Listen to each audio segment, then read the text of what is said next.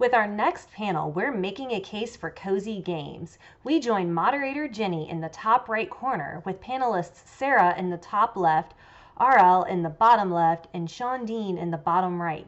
Jenny sits in a bright room with a cozy armchair and plants. Sarah looks snug with her bookcase of art supplies and kawaii characters. RL has a illustrated avatar with short auburn hair bundled up in a purple and white hoodie, and Sean Dean sits comfortably in front of her deep green plants. Snuggle up with your favorite Afghan and tea and find your next favorite wholesome game.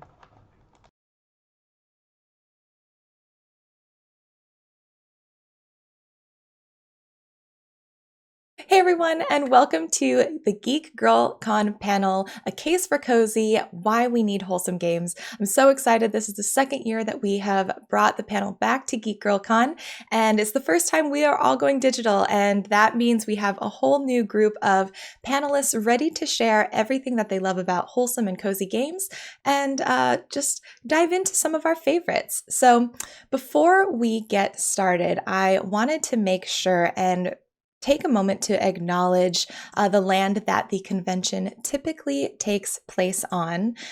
Geek Girl Con last year created this statement that I think it would be really great to bring into this year, and so I wanted to read it out loud. Geek Girl Con acknowledges that the land on which we gather is the occupied, unceded territory of Coast Salish peoples, specifically the Duwamish, Squaquamish, Snoqualmie, Snohomish, Mumi, Skaget, and Swinomish. Acknowledgement is a small gesture that becomes more meaningful when coupled with authentic relationships and informed actions.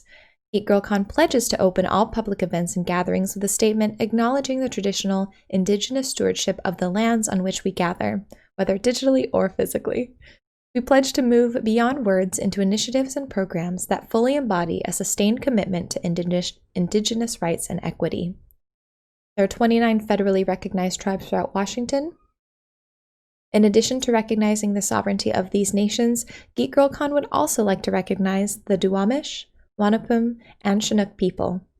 Despite their traditional and continuing presence in this region, these nations are still not recognized by the United States government. And resources available below are duwamishtribe.org, wanapum.org, and chinooknation.org. To start the panel, I'd love to just introduce the lovely people who are joining us digitally. I'll be going through and just giving you a brief introduction to them, and then, of course, allowing them to share where you can find them. So right here, let's see, I think to this side, hopefully in post I edit this correctly, I have Sarah, who is the community manager for Togi Productions, an indie game developer and publisher based in Indonesia. And she's been working in the industry for 6 years and was involved in the development of wholesome games such as Coffee Talk and When the Past Was Around. And Sarah uses the pronouns she, her. I'm active on Twitter, so you can find me on @SarahHana, SarahHana. So yeah, I mean, I posted lots of cat pictures as well. That's Yeah, very that's cozy. We have the wonderful Sean Dean. Sean Dean uses she, her pronouns and is a co-founder at Subliminal and an art director on their current game Button City. She's a multidisciplined game artist and works with 2D and 3D art, animation, UI design, and previously worked as a multimedia web designer at Meow Wolf. Sean Dean is Dene and advocates for diversity in the game industry. Okay, so I'm active on Twitter a lot. You can find me at Shandin, Shandiin. That's my Twitter username. Awesome, Sean Dean, thank you. And finally, we have RL. RL uses pronouns they, them, and is an autistic artist and game developer. They've helped run wholesome games and are currently working on Sylvan Meadows, a game about keeping a small village running. RL has a number of special interests centered around games and enjoys using that to other people's benefit. Like with everyone, I'm mainly on Twitter. I'm on @Paranoodles, PARANOODLES. Awesome. And otherwise, obviously on the Wholesome Games Discord. Yes. Where you'll find me online way more often than I should be. reasonably. That seems to, yeah, it's kind of wonderful how online we are, more so nowadays, for sure. And I am the moderator for this panel. My name is Jenny Wyndham, and I am a communications manager at Rose City Games. We are currently publishing Garden Story and working on Floppy Nights, and I'm especially passionate about discussing coziness and wholesomeness in games and advocating for increased representation all across the industry. So yeah, I'm super excited. We have a wonderful group of people here. And so to get into the panel, I wanted to start with, how did you stumble across Wholesome Games? And anyone can take this if you're ready. Okay, I think I'm gonna go first. Okay. So I'm not sure when I actually stumbled across Wholesome Games, but probably the first game that I think is wholesome, though this term is not didn't exist that time. Probably Harvest Moon Back to Nature in PlayStation 1. Yes. It's like the first ever game that I played, and it's so wholesome. I mean, the story, also the song, and the experience. It's like, going to the farm, just be a farmer. You don't have to think about, well, back then, I don't have to think about homework Yeah. and stuff. So, yeah, it is probably the first time that I realized I love wholesome games. So, yeah, I think that's the first time when I stumble across wholesome games. I'll go next then, I guess. Yeah.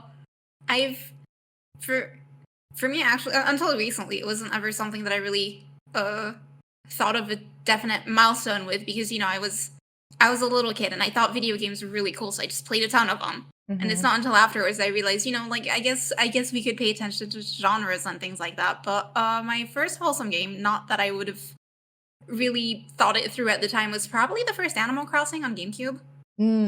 Because up until that point, it was mainly my parents buying my games for me. So it's you get the Marios, you get the Pokemons, and they're really, really cool. But it's it's like all the big names. Right. And around when I was in my early teens, I started actually looking into the games myself, and I got the ones that looked cool and that looked like they appealed to me. And I got Harvest Moon, Wonderful Life, and Animal Crossing, and I played entirely too many hours of both on the GameCube, and I had a lot of fun. And then I guess it just kind of made its way into my rotation later, because I like to play a ton of different genres, but it's nice to get to balance between the types of game you play. Yeah, so I feel like I've always been kind of searching for this genre that encapsulated like what I was searching for in games. And I'm so happy that Wholesome has just become like something that we can talk about and explore. So I didn't have a lot of gaming consoles as a kid, but I would consider Neopets a very wholesome experience that drew me in super early on. And like, I wish I could have played tons of really cute Nintendo games growing up, but Neopets had to encapsulate that like wholesome community, taking care of animals, the exploration, and just kind of like the cute coziness. Yeah, I'm the same. I like how, like, especially Sarah and RL, you both pointed out that it wasn't like a specific genre that we knew of back then. It was just, what do you play and what do you like just as a person? And I found myself also gravitating towards, cozier games like Neopets. I was just avid Neopets fan, and that was back when you actually had dial-up internet and it took forever to connect, and it was a whole ordeal to make sure you could block out like 30 minutes to make sure you could check on your pets. Go ahead.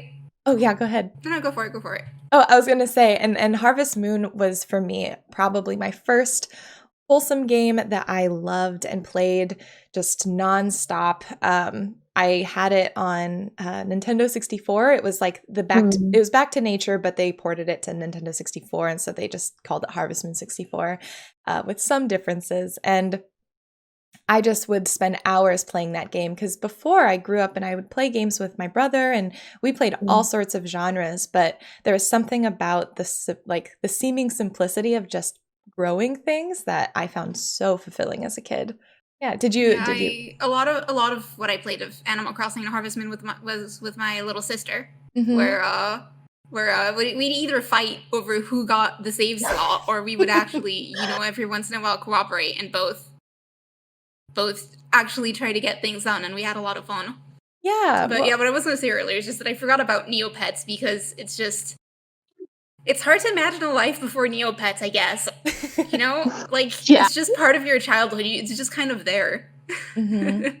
And I love, Shandine, what you mentioned about Wholesome, like also community, because I think a lot of times we think of, oh, nowadays we have that community because we have the internet and Discord, and it's a lot more prevalent in some ways, or at least a lot more visible in some ways. But it is really nice to think about that. Like these communities were already there back in the way back in the 90s, before this whole thing became an official like movement or an official genre. What I wanted to dive in before we talk about like favorite games or like how games have influenced us is break down and set the stage for what makes a game wholesome. And perhaps if we're going a little bit extra nerdy, dive into perhaps wholesome versus cozy. Because I think if you get into the weeds and you really think about it, there are some key differences. And so I'd love to just put the question out there. What to you are some of the elements that make a game wholesome? I don't know if I should field this one first or not, because I think, Jenny, I think you've seen my Yes. manifestos on the subject. So I don't know if that means I should go first or I should go last. I think if you would like to take it, I feel like you should go first. I think it'd be a great way to set the stage. Okay, sure. So yeah, I can start it, and whoever disagrees with me can tear into me after. I think that sounds good. Yeah. So just for context, for anyone who's not already familiar with my nonsense, around early when the Wholesome Games Discord was founded, a question that arose, absolutely to no surprise, just every other day, was what makes a game wholesome?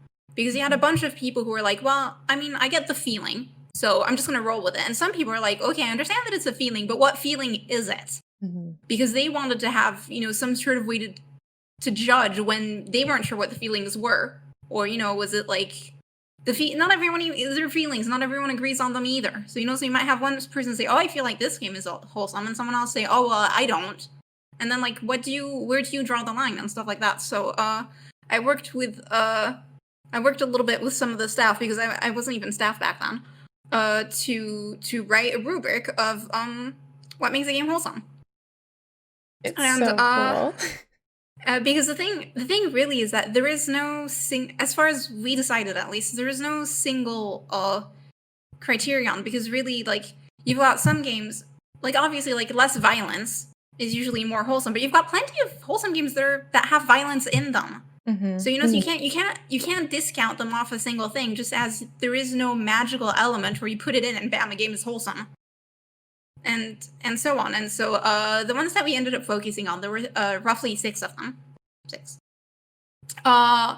Generally, tendencies toward not being violent, tendencies towards coziness and the lack of stress, just like feeling safe, just mm-hmm. things around the feeling of safety, the feeling of cozy, the feeling of not having to worry about things. We considered also stakes, both narratively and in terms of gameplay. You don't want a game that will tell you, oh, you made one mistake, you lose the past hour of gameplay. Mm-hmm. That's much higher stakes. That's not a game that you feel comfortable while you play, because you're going to be stressed because, like, oh, what if I mess up? You don't want to have that, or at least you want to limit that in a game that that you want to be cozy and wholesome. So mm-hmm. And also narratively, you don't want to be in a game where it's like, oh, if you fail, the world gets destroyed. Like, no, you want smaller. Like you want the highest stress to be like, oh no, I burnt my cake or something. You want the stakes to be low. You want the things you worry about to be trivial, minor things. Mm-hmm. Generally themes. Usually, it doesn't all have to be positive, but you want positive themes, uplifting themes. Same with the atmosphere and so on and so forth. You can have sad things, you can have upsetting things, but it has to be balanced in a way where it's ultimately makes you feel better. You don't want a game that pushes you down, because there's plenty of that in all the other games. One of the ones we considered also is just generally aesthetics, sound, visuals, everything. You want something that leans cute, that leans soft, that makes you feel, again, safe. There's a lot of safety in there. And again, there's plenty of games that aren't cute, but that are plenty wholesome, but it's just, it plays together. And one of the last ones that we considered that is maybe a little different from the others, but we considered representation as well, in terms of diversity and everything, because ultimately, I think if you have a game that is quote-unquote perfectly wholesome, and there's absolutely no sense of diversity in it, then who is it for? I don't think you can have a game that is truly wholesome if you're telling a bunch of people you're not allowed to be in this. So, yeah, that is the rough gist of it, going through the criteria we thought of. And ultimately, it's still, it's not like it's a checklist or anything, because everybody's going to have a different experience with every single one of those criteria, because what is too violent to someone is not going to be the same to someone else. Same with, what is stressful. Some people have really good stress resistance for some things and not others. I panic if I see a timer on the screen. So, there's some games that are pretty low stakes that'll stress me out really easily, and that's not a standard that everybody's going to share.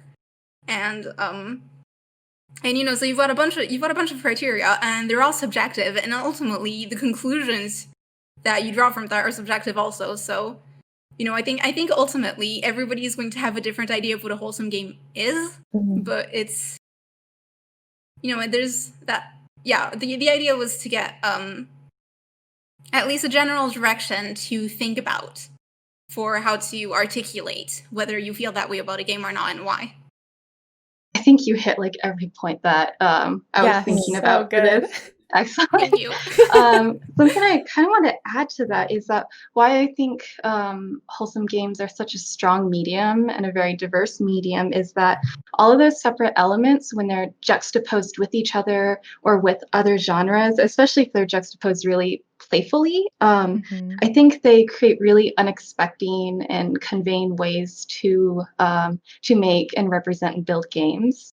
So like, you have like unexpected heroes in a narrative, like kids or animals or marginalized people. A game with cute aesthetics that has an undertone that's deeper and more serious. And I think that makes telling and conveying more complex ideas very approachable. Yeah, I totally agree. I think what's really nice is there is such a spectrum in terms of what you could consider a wholesome game, and like you were saying, a spectrum of what people for themselves will consider wholesome. And I do want to emphasize that, like in this panel, we acknowledge that everyone will have a different sort of bar for that wholesomeness, what they deem wholesome, and also that we do like non-wholesome games too. But this is the time to really celebrate like this genre in particular. Sarah, did you have anything you wanted to add? Yeah, I think Aurel explains almost everything, especially the part when Aurel says something about the timer and being stressful and pressured when you play the game. I think in wholesome games, like those elements about giving you stress and pressure, it doesn't exist. So yeah, I think one thing that in terms of like the lower hanging fruit, a lot of times people I think of wholesome games and they think of just cute games, which is something that is a common thread throughout a lot of wholesome games. I think like one game that always pops into my mind is Yoshi's Woolly World when I think of wholesomeness in games, because it captures that like tangible softness that I think is so wonderful and is prevalent in so many wholesome games.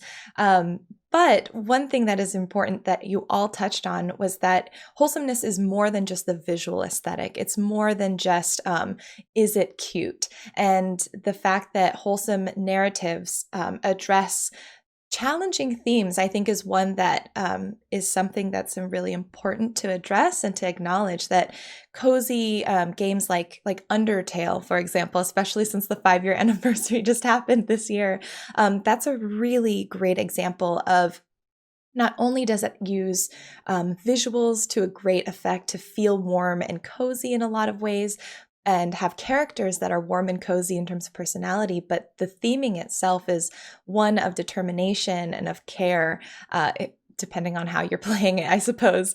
I think that is so powerful to have in games, that element of trust almost in a game. Yeah, I guess, did anyone else had anything to add for that? Just the one thing I wanted to touch on is that you mentioned earlier the difference between wholesome and cozy. Mm-hmm. And I think on that note, for me, the main thing is that they are different, but wholesome games are typically also cozy, and a lot of cozy games are wholesome. But since it's like one of the elements that is frequently present there, you can have a game that's cozy and that doesn't have any of the rest that we would consider for a wholesome game. Just as you can have some wholesome games that have got everything else but aren't really cozy. Yeah. Because like I love the heck out of Undertale. I don't think it's the game I'd consider cozy. You know, like outside like one or two parts in it where it's like, you're like, oh, you know, this is cozy, this is nice. Most of the game is on the stressful side. That's true. The battles are quite stressful. Yeah, no, it's kind of a stressful game, but that doesn't erase, you know, the rest of it. Mm-hmm. It's just that it plays together.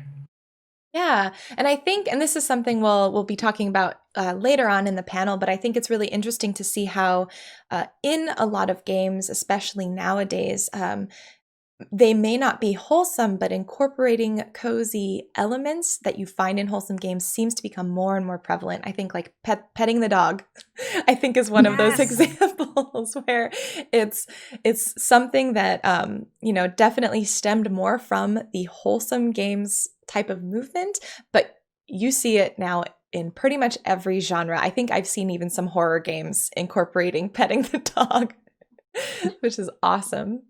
Can I be real with you just a second? Mm-hmm. I prefer games that let you hold the cat. Yes. Agreed. Yes. We need more. We need to hold the cat account. Yes. When you can hold the cat and it meows at you and it sounds happy and it's just, yes. I could stay here forever. Oh my gosh, yes. I totally agree. So let it be known, this is where Hold the Cat Twitter account We're begins. all cat people. Yes.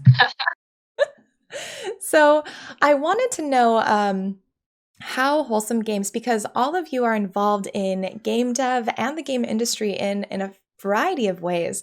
How has wholesome games influenced you and your work that you do in the industry? In terms of like, now that wholesome is kind of a term and a genre that people are using and seeking out, I feel like I'm finally able to express myself in ways that I felt like I couldn't before. Like I remember I wanted to make cute games and I was afraid of being pigeonholed into making games for kids or games that weren't serious or felt like people thought would be vapid. But now there's an audience and there's an outspoken community who wants to embrace these games and take them seriously. So I feel like I'm just able to make everything that I've always wanted to now. Mm-hmm. Yeah, for me, I think maybe to a lesser degree for me because I am a hobby dev, so you know this is what I do in my free time, but it has a lot less effect of what I do on, you know, the rest of my time. But it is something that I think was nice for me because the game I've been working on, Sylvan Meadows, I started work on it way before the whole, you know, like wholesome games as a name and as a thing was really growing big, and I did have worries at some points, you know, like I'm making a game that kind of in a way doesn't have gameplay. It does a little bit. I mean, you can walk around, you can talk to people. It's a sim game, so you know there is the simulation aspect, but ultimately it's a game where you just kind of sit there and talk to people and things go well. And I know to a lot of people that's not a game that doesn't have gameplay. You know, people that's not typically what you'd expect, and it is something that I'd been a tiny bit worried about because either way I was going to make it because I'm stubborn, but. You know, there is that little worry of I'm making this game because I want to see this game for me because no one else made it. So, you know, sometimes you gotta. But there is that worry of, you know, okay, what if I make this game and then no one plays it because no one likes it because no one cares about that type of game? And I think having it, you know, be more visible as a thing did help on that front because now, like, I've been absolutely floored by the number of people who are not only interested in the genre but have expressed interest in my game specifically. When I started this with no one's gonna play and that's okay, and then it's like no, people do want to play. There's, you know, like a lot of people like these things, and they like these things because they're meaningful to them, even if we might not necessarily expect it to that extent. Yeah. Sarah. Yeah, actually, same. Like, I'm actually happy that Wholesome Games is now more visible because, like, actually, Toge Productions have been running for like 10 years, and before we developed like zombie games and shoot 'em up games. But then for the recent 3 years, we finally discovered this genre, Wholesome Games, which, you know, from that on, we started developing and like experimenting with different kind of gameplay, different kind of Mm. game and story and stuff. So yeah, I think I'm happy that now this genre is more visible. I can also help other developers then, hey, uh you have market for this game, because like what Aura said before, they thought that no one wants to play this kind of game, no one wants to play like 2 hours short game, but now we are all looking for, just short, full wholesome experience kind of game. So yeah. Yeah, I totally agree. I think a lot of growing up and playing games was really interesting for me because, I would play games that a lot of my peers would be playing. Like, there was Mario and there was Pokemon and all of that as a kid. But I often kept games like Harvest Moon or to some degree like Neopets or some of the other games that I played kind of, I don't know, it was like this weird sort of secret. Like I didn't really talk about it, except for maybe in the few online communities that I was a part of. And so it's been really exciting. Once I started working in the industry, I already knew I loved indie games. And when I kind of realized that there was this sort of subset of games that I found myself finding and gravitating towards, that was really exciting for me. And I think what has been more exciting is in the past couple of years with the more like the official Wholesome Games community that's come up, everything feels sort of less and less alone in terms of being able to enjoy these games and realize that they are valid games, they are valid experiences, and like people who enjoy them are no less gamers than people who play the competitive team shooters, the more Yeah, true. traditional sort of views on what people may have of games. Yeah.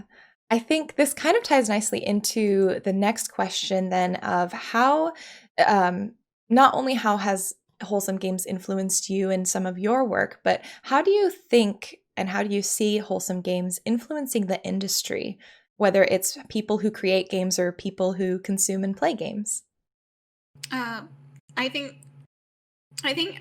my impression at least is that at the moment it's still, it's growing, but it's still kind of a bubble. Like it's definitely not anything that's noticeably hit mainstream yet, even though there's been the occasional article that's like, hey, this is a thing, and that were, pretty high profile, but I don't think it's like mainstream in any visible way. But I do think we can notice a little bit of a difference even on a small scale, because like, yeah, we're not gonna hit like the triple A's or anything anytime soon, but you notice a lot for the type of player who is, if not necessarily like active in looking for indie games, who is at least like aware of them. And sometimes, like just kind of, players that aren't only focused on the triple A's that I'm going to buy at my game store. Anything past that, I think at that point it's already started being a bit noticeable, because there's been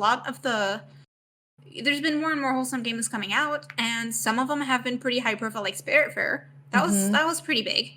And I think on that front, like on a player level, they've noticed things so far, and then on a dev level, I feel like even if in devs bigger than indie there hasn't been much yet, I think we're getting pretty close to hitting the point where even they are going to have to notice that this works. That there is an audience for this at some point, and then we'll have to see what that actually does in terms of influence. But I do think the influence is at least, securing its roots, even if we haven't seen a lot born from it yet. Absolutely. I'm not sure. I'm really interested in that future of when wholesome games really just like break into AAA. But Mm-hmm. I've been noticing like in like the big show reels from like the AAA companies or the console holders that I see a lot more wholesome games peeking into the show reels. Yeah. And a Mm. lot of that might have to do with indie games being more popular and indie games being more likely to be wholesome in general. Mm. But it's amazing to see a lot more of that visibility and just like seeing some really cute wholesome games that I know about, like just like make a little pop up in like Sony or some of the Nintendo stuff, you know. Yeah. I think what's been really interesting because I totally agree that there have been a lot more trailers and sort of like Mm. previews of wholesome games within the larger AAA directs and showcases, which is really cool. And what's been really interesting, I think, especially right now, since everything is going digital, the industry is playing a lot with specific showcases and events being more highly curated. And I think what's really neat is that, like a few months ago, the Wholesome Games community hosted an event called the Wholesome Direct, which was specifically a direct catered to people who enjoyed this type of game. And what's been really exciting is seeing the industry kind of embrace this newer level of curation that I have not seen really happen on the showcase scale before. I think partially because of the way events used to be organized, but it's really exciting to see niches like this really start to grow and foster. I think there was a horror game specific event that I think I saw happen either right before or right after the Wholesome Games Direct. So it's really neat to see not just for wholesome games, but specific genres and moods are really starting to find their people. I was wondering if any of you had sort of comments or thoughts on how wholesome games are also perhaps paving ways in terms of accessibility or representation. I found it. I think there's a bunch of stuff playing together, but I think for accessibility, they have the big starting advantage that a lot of them are not, difficult skill-based games. Because, like accessibility covers a million things, but one of the things that very frequently happens is, if you need reflexes past a certain level, if you need to be able to visually tell things apart very fast, that's all things that are going to require big accessibility measures if that's required in your game to begin with. And I think since a lot of wholesome games tend to often be slightly slower paced, things like that makes it a lot easier on that front because, you don't need to add accessibility measures to something that's accessible in the first place. And I think that has that does a lot to it. And the other what was the thing you mentioned after accessibility again? Representation. Yeah, right. Yeah. And I think representation, like there is part of that also. And the thing is that since a lot of wholesome games are indie, it's a lot quote unquote easier for indie devs to add representation because usually it's this is my story, I am telling it. I am putting myself in the game because I'm the one making it. Whereas that's going to be a lot harder to get again from AA, AAA, and big games because not only do you have thousands of people working on it, but representation is to them often a liability. It is a risk. And you're not going to have that from indies because, making the game is the risk in and of itself anyway. Adding a bit of diversity to it is not going to make a huge difference because your game is an unknown. Well, I mean, unknown. I don't want to be rude to the indie games that have gotten really popular and really famous at things because we're not all on the same level. But, like, as an indie game, you have a lot less to lose because you don't have a million sponsors to let down. You don't have thousands of anticipated players who are suddenly going to say, oh, there's a woman in this, I'm not going to play it. Like there's none of that. So I think that's also what's paving the way to representation is you have less people stopping you and you have more people talking about themselves who are allowed to talk about themselves.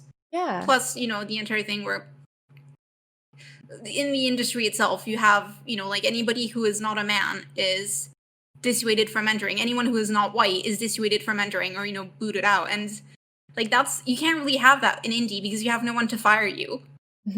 Yeah. I love that. I think one thing that I think is really neat too is that, and maybe Sarah, you can speak to some of this, is the element that RL mentioned where you can put yourself into wholesome games and especially indie wholesome games. And I think Yeah. it's what's really cool, especially in games like Coffee Talk, where we have games that are coming from places like Indonesia where people who are playing are not only immersed in these really cozy atmospheres, but I know I learned about all sorts of like cozy drinks that I would have never experienced or not, I guess I didn't actually drink them, but I wouldn't have learned about them or heard of them unless I had, without playing your game.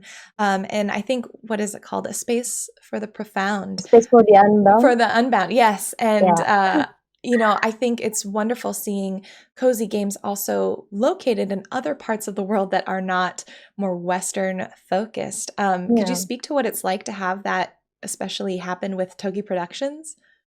Yeah, actually, like for Coffee Talk, A Space for the Unbound, when the past was run, we put lots of elements of a bit of Indonesia, a bit of the race, everything.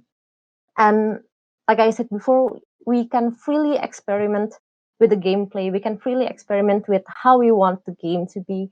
Like there are definitely no boundaries for that. And like even one of the game when the past was around, it kind of tells the story about the relationship between the developers. So the developers, the artists and the technical artists are couples, and they actually put in their stories into when the past was around. So it's actually when probably because I already know them. So when I play the game, I can actually feel it, And also we actually use Indonesia as well as the setting for the games, which you know uh, we don't really care if people know that it's Indonesia or not, but we're just happy we can just put all those elements in the game. So yeah, I mean, we can even put Indonesian drinks in Coffee Talk, even though the setting is actually Seattle. Yeah. Yeah, and no one complains about that. I mean, there's been anachronisms in everything. Why shouldn't it be that way around also? You know? Yeah, I really, really love that. Did anyone have anything else they wanted to add in terms of that accessibility design or representation in games? We're interested about, since wholesome games are very unique, they're kind of like, they feel like a little bit of a rebellion to kind of like the mainstream genres.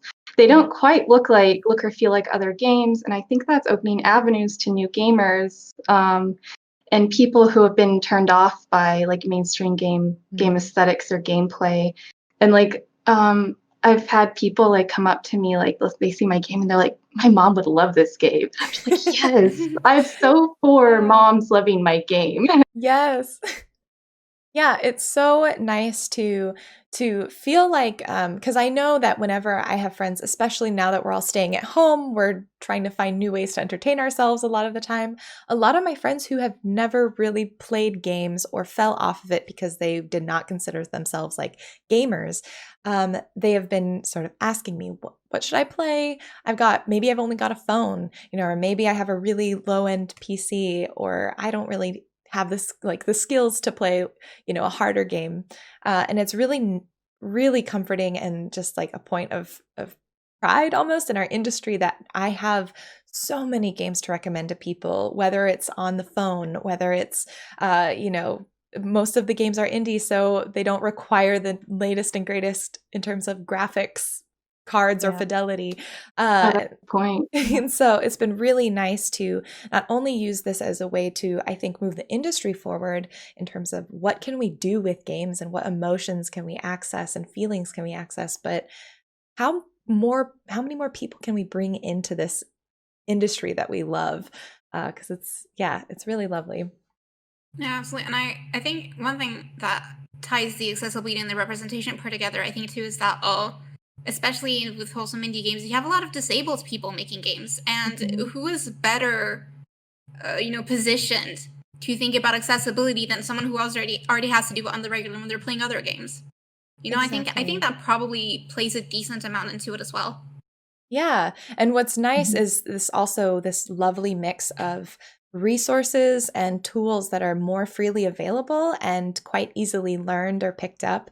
Like Twine is one example that I know a lot of folks use. Even more like I would say like advanced tools like Game Maker, RPG Maker, all the way up to Unity or Unreal. Like a lot of them are available for free or very little cost with lots of free tutorials online. And so the accessibility of not only playing them, but creating them has increased substantially in the past few years, which is great.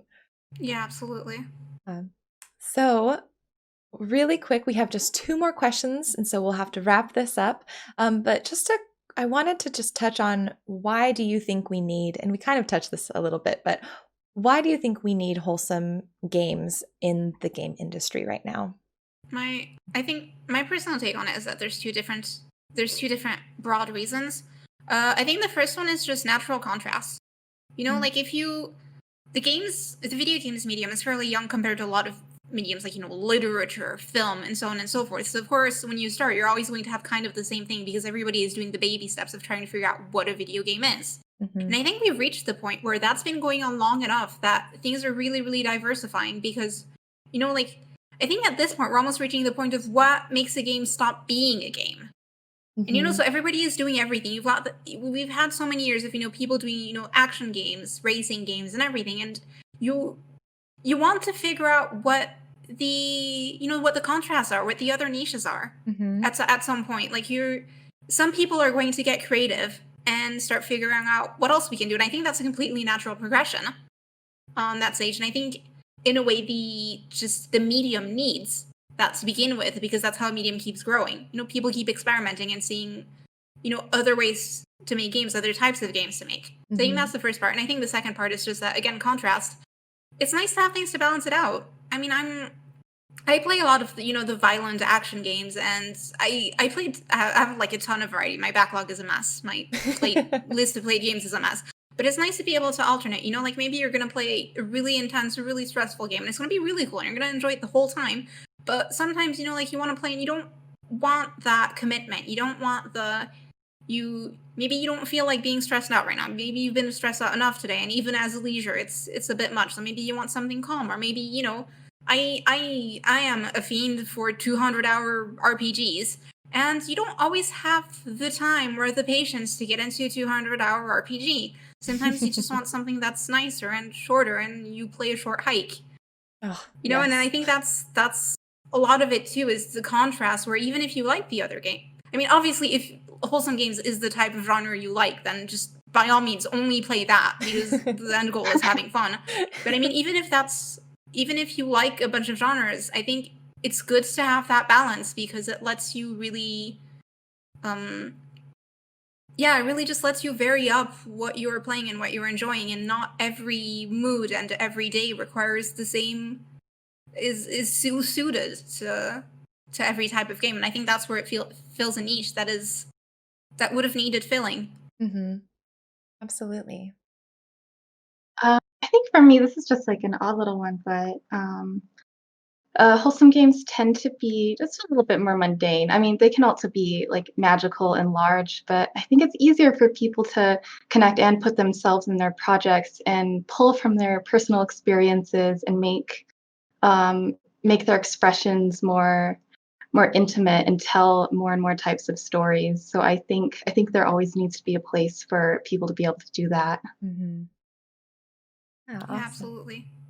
Yeah, I also agree with Shandine, because we need like wholesome games for especially developers to be able to express themselves, for them to like experiment with whatever they want. So yeah, I think I think expressing themselves is probably the one that I want to highlight here. Yeah, you're right. Yeah, I think you all hit it for me pretty much.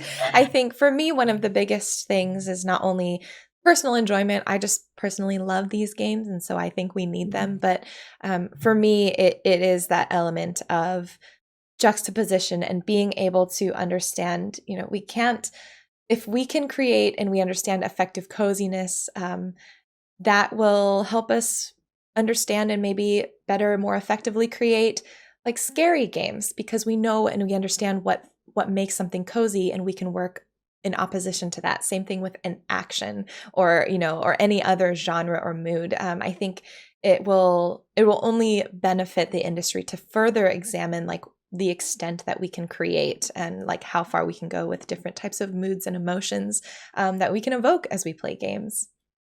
And so what I wanted to close out with is talking about some of your favorite wholesome and or cozy games.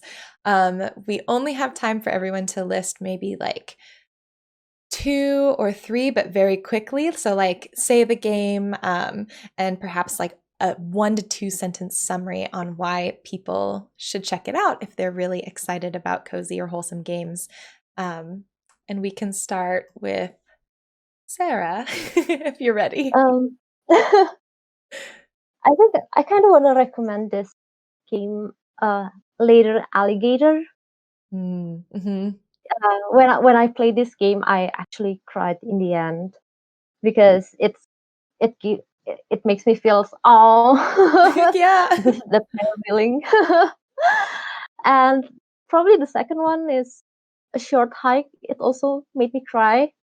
I remember I played this during a live stream on Twitch, and I just I can't imagine playing that live. Yeah, I played it live wholesome. with a friend too, and the same happened. Yeah, I can't You not also cry. cried? It's a really emotional game. Mhm. Like you're not even sad; you're just emotional and you cry. Yeah, I think those are the 2 games that I want to recommend.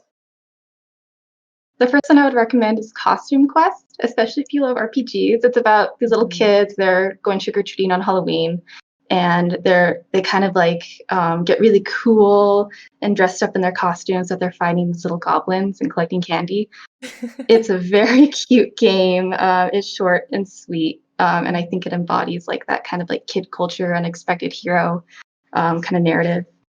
And then the other one is Little Inferno.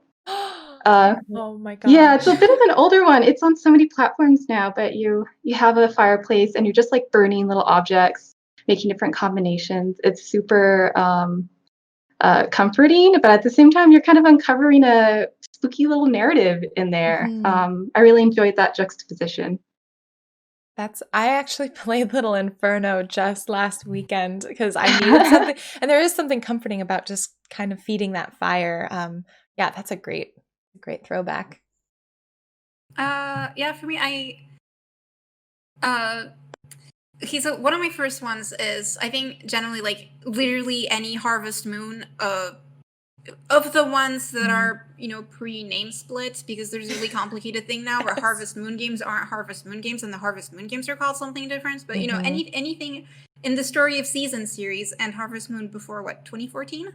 Yeah, around there. Any of those, like literally any of them. But my personal favorite is Animal Parade, which is by far not the one that plays the best, but visually it is absolutely stunning, and you can befriend animals. You can ride a bear around, and I think that's really, really cool. And also, like, just legit, the art is fantastic. It is one of the prettiest games I know, despite being a Wii game. I actually haven't tried it. I think I have to try it. I think it's really cute. Its main issue is that it's very slow paced, even for a Harvest Moon game. But if you don't mind that part, it's really cute, and all the villagers are so nice, and you have so many bachelor and bachelorette choices, and they're all really pretty, and it's just it's good. Also, if you play emulated, there's a gay patch now, so you don't have to be straight in it, which is cool. Yay! Oh, that's awesome. Yeah, just real good. And my second one is honestly, I could recommend many of the level 5 games. They're mostly aimed at kids, but they're just, it feels like they're aimed at kids kind of as a coincidence. Like, it's definitely the target audience, but they are such lovely games that it doesn't actually matter whether you're a kid or not, like Ni no Kuni, Ni no Kuni 2, etc. But my personal favorite is Fantasy Life, which it's so good. I was so excited when the game was announced, and then it came out and it got worse, and I have like 500 hours in it because I love it so much. But it's a game where it's an RPG, and it's an action RPG. The action is pretty simple, but it's the typical save the world kind of quest and everything. But it's all really, really cute. And one of the biggest things in it is that you don't have to be a fighter.